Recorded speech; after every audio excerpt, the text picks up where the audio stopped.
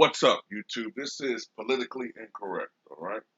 So, I'm a type of person, I tend to focus on uh, elections. It's sort of like sports when it comes to politics, trying to figure out how things are trending, uh, the score, aka the popular vote, the electoral college when it pertains to presidential elections. Is something I've always been into ever since I was a little kid, following elections and trying to understand them better.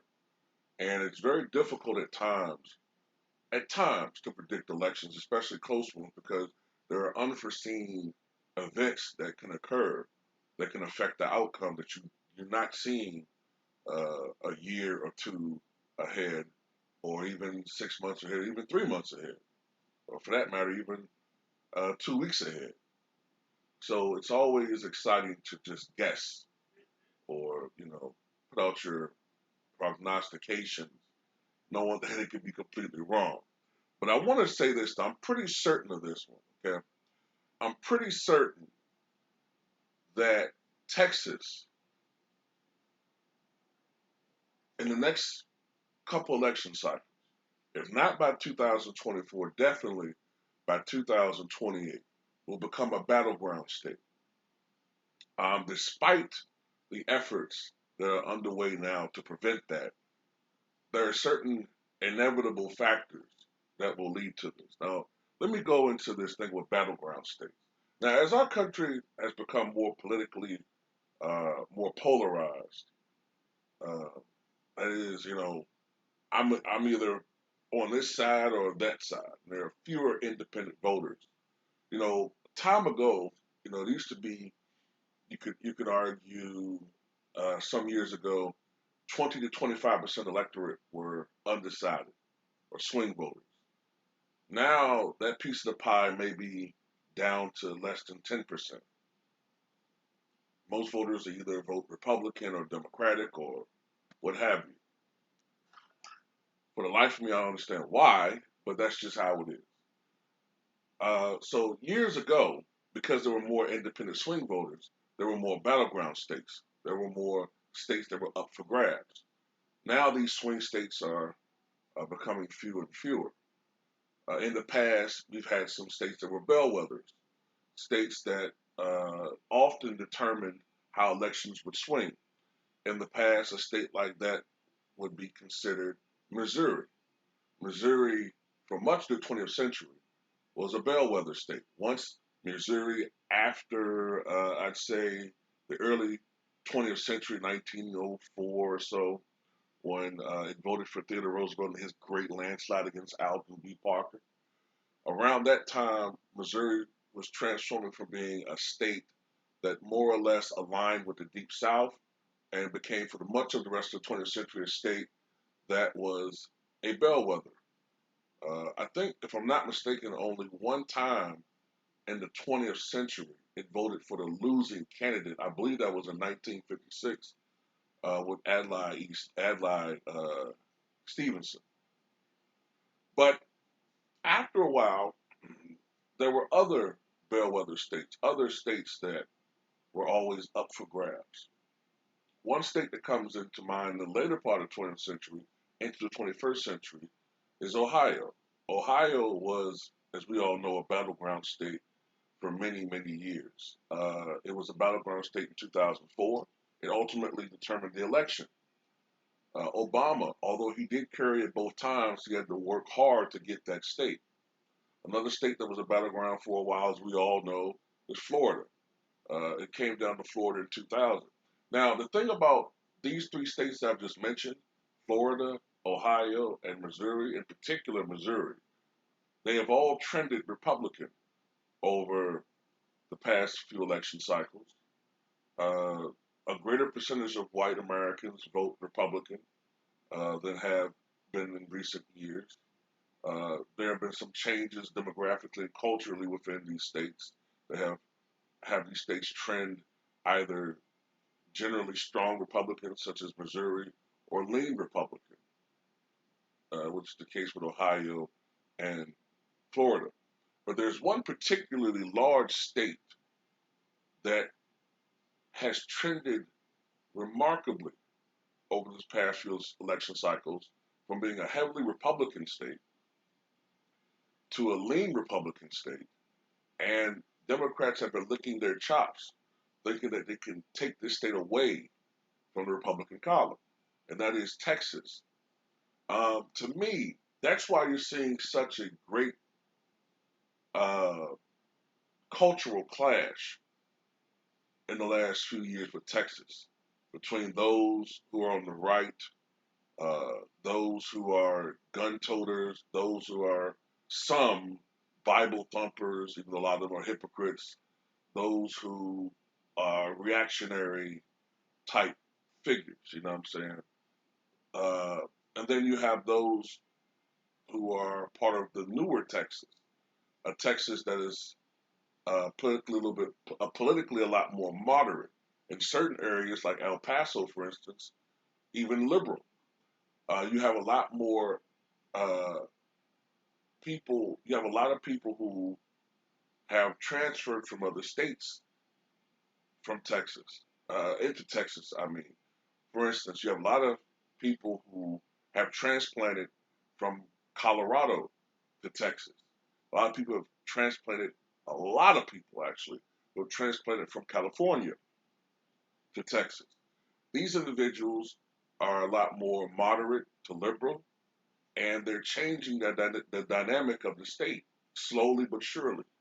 Older people who have been conservative, people who had been voting for, say, the Republican ticket on a national level and ultimately a regional and state level for the last 40 years. Since the Reagan Revolution in 1980, these individuals are dying, all right?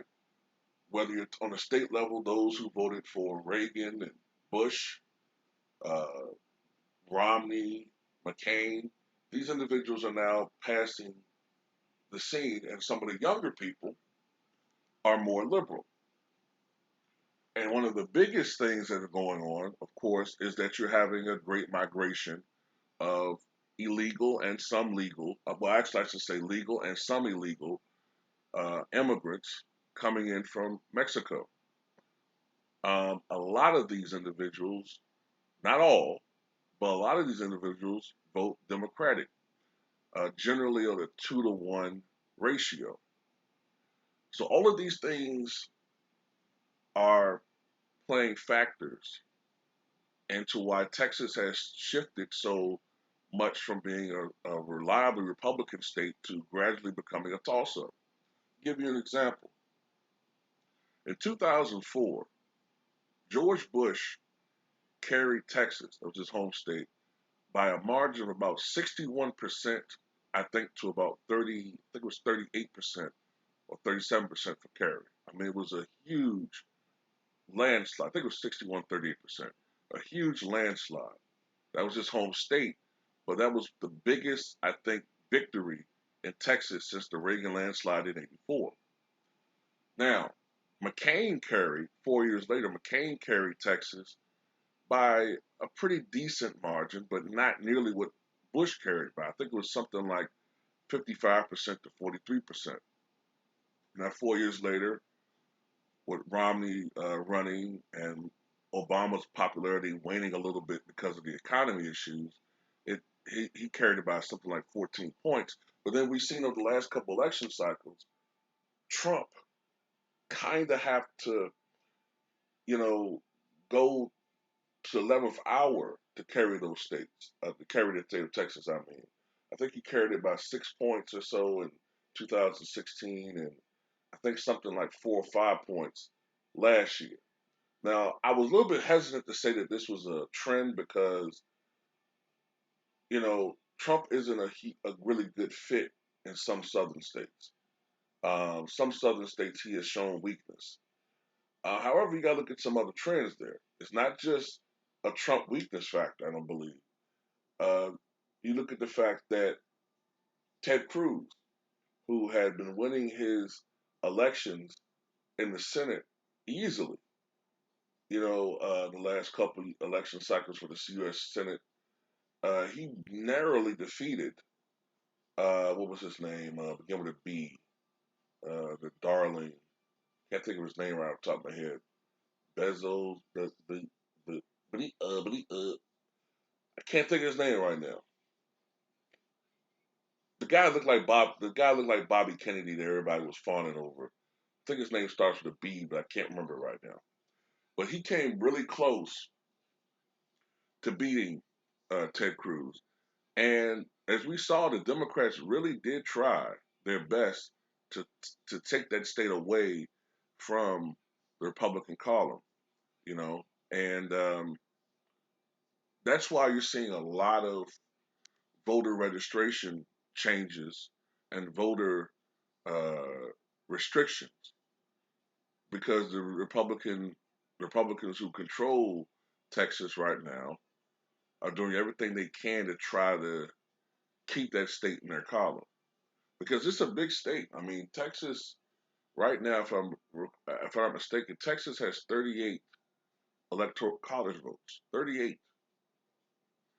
So that makes Texas the second biggest, the second most important state electoral college wise that we have. And if you take that away from Republicans, it'll be extremely hard for them to win election. Extremely hard. It might be damn near impossible because there's really nothing left out there electorally that can make it, they can make it up for. But yeah, I do believe over the next couple election cycles that Texas is going to be a battleground state. Now, I don't know whether or not it's ever going to become a lean Democratic state. I don't know if the changes are going to be that definite, but I do know this: where I live at in Virginia, Virginia used to be a Republican state with a Republican General Assembly. As recently as 20 years ago, we had a Republican General Assembly, strongly Republican General Assembly. George Bush carried his state by a considerable margin, as he did in 2004. But between 2004 and 2008, there were definite changes going on in the state. Barack Obama carried the state in 2008 and in 2012. Hillary Clinton carried it in 2016, and Joe Biden won Virginia by 10 points. 10 points uh, in 2020. In fact, I believe his 10-point victory was the greatest victory for a Democratic presidential candidate in Virginia since I believe FDR in 1944. The General Assembly is Democratic. We've become a pretty much a Democratic state. All of these Confederate statues and monuments and infrastructures that were named for Confederates, highways and such, bridges, that's all changed. Schools, they've all changed. Uh, so Virginia has culturally shifted. There's been a shift in the alignment for Virginia when it comes to politics. So I'm seeing right now, that's why there's such a battleground right now for Texas, because there are certain changes going on in Texas. To me, that kind of mimic a little bit. I mean, I'm not trying to make the same comparisons, but on a low, on a silent scale, some of the changes that you're seeing in Texas mimic what we saw in the civil rights movement when there was such a massive resistance to that particular type of change. But ultimately, that massive resistance failed. And, Greg Abbott and the idiot that's his lieutenant governor and, some of these other Southern governors, I think ultimately um, they'll be on the losing side of this thing historically because when it comes to change, um, you really can't. You may initially be able to slow it down, but once that snowball develops into an avalanche, there's nothing that's going to, once it gets forward momentum and it becomes a huge raging avalanche, there's nothing you can do to stop it. So when there's a change to me that is justified and a change that is for the greater good, there's nothing you can do to stop that. And by that, I'm not saying that I'm a Democrat.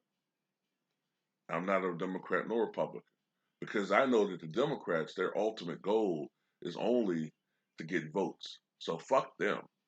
But the voter restriction laws that the Republicans are putting in right now, that's bullshit. Okay? That violates voting rights laws. So on that angle, the Republicans are full of shit. But by no means am I a Democrat because I have a feeling that if the Democrats were in the same situation, they do the same shit.